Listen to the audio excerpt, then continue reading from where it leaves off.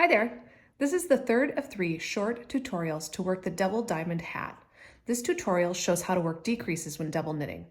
The key to working decreases in double knitting is rearranging the stitches to decrease such that the 2 front side and the 2 back side stitches are next to each other.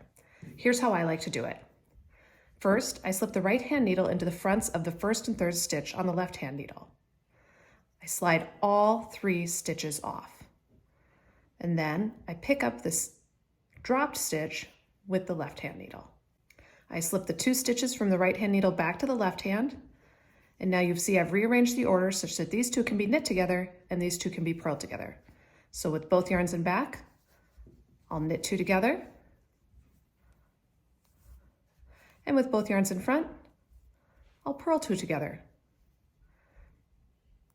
I've decreased 1 complete pair, 2 stitches total, 1 complete pair, and that's how I like to work a decrease in double knitting. Let's look at that decrease once more.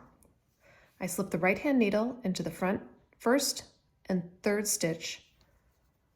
I slide all 3 stitches off, and I pick up that second stitch from behind with my left hand needle. Then I slide my second and first stitch on the right hand needle back to the left hand needle. Stitches have switched place, so that with both yarns in back, I can knit 2 together, and with both yarns in front, I can purl 2 together.